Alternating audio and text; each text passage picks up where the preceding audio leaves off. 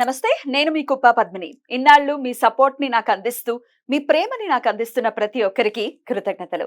ఇప్పుడు చూడబోతున్న ఈ వీడియో కూడా ఖచ్చితంగా మీకు ఉపయోగపడుతుంది.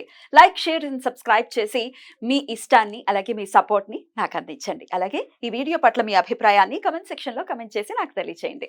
నమస్తే. నమస్తే. Welcome to our channel. నేను పద్మిని. ప్రస్తుతం మనతో పాటు ప్రముఖ ఆధ్యాత్మికవేత్త, ప్రముఖ న్యూమరాలజిస్ట్ లక్ష్మీ నరసింహస్వామి ఉపాసకురాలు శ్రీమతి స్రవంతి గారు మనతో పాటు ఉన్నారు. మాట్లాడదాం. నమస్తే అక్క. నమస్తే పద్మిని. అక్క, పాప విమోచన ఏకాదశి వస్తోంది. ఈ పాల్గొన మాసం, ఈ సంవత్సరంలో వచ్చేటటువంటి ఆఖరి ఏకాదశి. శోభకృత్నామ సంవత్సరంలో వచ్చేటటువంటి. ఇక నెక్స్ట్ మన న్యూ ఇయర్ వచ్చేస్తోంది కదా, కాబట్టి అదే మన ఉగాది. క్రోధినామ సంవత్సరంలో మొదలవుతుంది. కానీ ఈ బహుళపక్ష ఏకాదశిని మరి డెఫినెట్ గా ఏకాదశి అంటేనే విష్ణుమూర్తి ఖచ్చితంగా మన మధ్యలో మెదులుతాడు. ఖచ్చితంగా ఆయనకు ప్రీతిపాత్రమైనటువంటి తిథి కాబట్టి ఈ ఏకాదశిని ప్రత్యేకించి పాప విమోచన ఏకాదశి కాబట్టి అందరూ కోరుకునే ఆ విషయం గురించే కదా. ఈ పాపాలన్నీ పోవాలి, ఏ జన్మలో చేసిన పాపం అని ఖచ్చితంగా అనుకుంటూ ఉంటారు. మరి ఖచ్చితంగా నామాన్ని సార్థకం చేస్తూ ఏకాదశిని ఎలా వినియోగించుకోమంటారు? ఏకాదశి అనగానే మనకి గుర్తుకొచ్చేది ప్యూరిటీ. ఎలాంటి ప్యూరిటీ ఉండాలి అని అంటే, స్వామి దగ్గర అసలు మనకి భోజనం మీద కూడా ఆసక్తి లేనంతగా స్వామి నిండిపోవాలి మన మదిలో అని చెప్పి ఉపవాసం ఉండండి అని చెప్తారు. అయితే మనం ఉండగలుగుతామా లేదా అనేది మనం చూసుకోవాలి. అది ఎవరైనా మేము ఉండలేము అంటే గనక కనీసం అన్నం ఒకటి తినకుండా ఉండడం అనేది చాలా ఇంపార్టెంట్. పాపం అంతా అన్నపు రాశిని అంటుకొని ఉంటుంది అని అంటారు కాబట్టి ఆ రోజు అన్నం తినకండి. అసలు మామూలుగా భిన్నం కూడా చేసుకోకండి, తినకండి. ఏ టిఫిన్ లో తినడం అనేది బెటర్ అన్నమాట. ఒకవేళ ఉండలేని వాళ్ళైతే కనుక అంటే మనకి ప్యూరిటీ అనేది గుర్తుకొస్తుంది ఏకాదశి అనగా. ఇక్కడ పాప విమోచన ఏకాదశి అని అంటున్నారు. అంటే ఎలాంటి పాపాలనైనా కూడా మనకి అలాంటివన్నీ కూడా చెరిపేస్తుంది మన లైఫ్ లో నుంచి. పాపము అనగానే మనం ఎలాంటి పాపం అనుకుంటాం? దూషించడము, ఎదుటి వాళ్ళ మనసుని బాధ పెట్టడం కూడా మహాపాపం.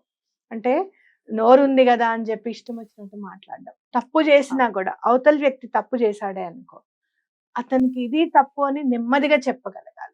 అతను పశ్చాత్తాపడేటట్టుగా బిహేవ్ చేయాలి. కానీ గట్టిగా అరవడం అనేది, లేకపోతే మనసుని బాధ పెట్టడం అనేది కూడా పాపమే.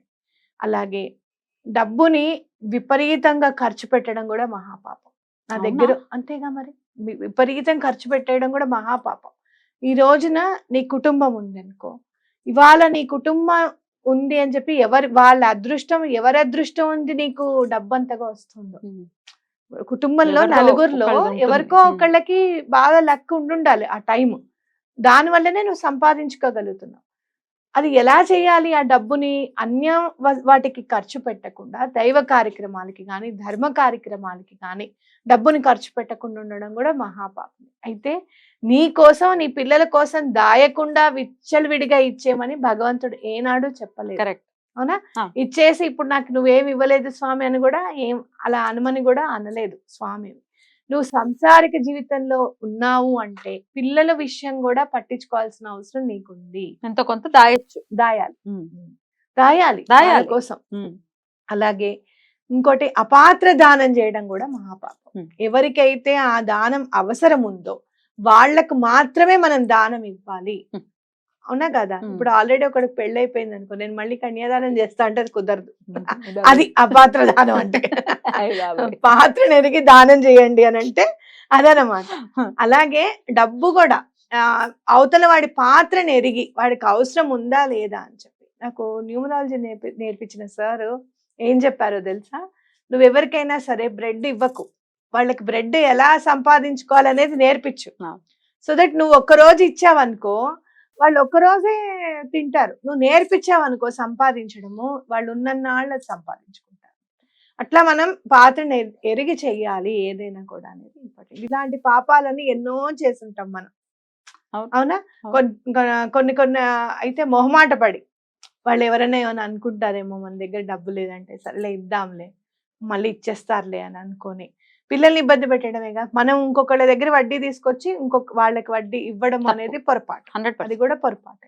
ఇలాంటివన్నీ కూడా చిన్న చిన్నవి మనం చేస్తూనే ఉంటాము. తర్వాత భగవంతుణ్ణి దూషిస్తాం మేము ఏం చేసామని. కానీ చేసిన దాంట్లో మనం మంచిని వెతుక్కుంటాం. అరే వాడికి అవసరం ఉంది కాబట్టే కదా మనం చేసామని చెప్పి ఆ మంచిని వెతుక్కుంటాం. అలా ఆ మంచిని వెతుక్కుని భగవంతుణ్ణి దూషిస్తూ ఉంటాం. ఇలాంటివన్నీ కూడా మేము చేసినవి తెలిసి చేసినవైతే కాదు. ఒకవేళ తెలిసి చేసినా కూడా అప్పుడు నన్ను నేను నిగ్రహించుకోలేకపోయాను స్వామి. ఇక నుంచి ఎటువంటి పరిస్థితుల్లోనూ అవి చెయ్యను.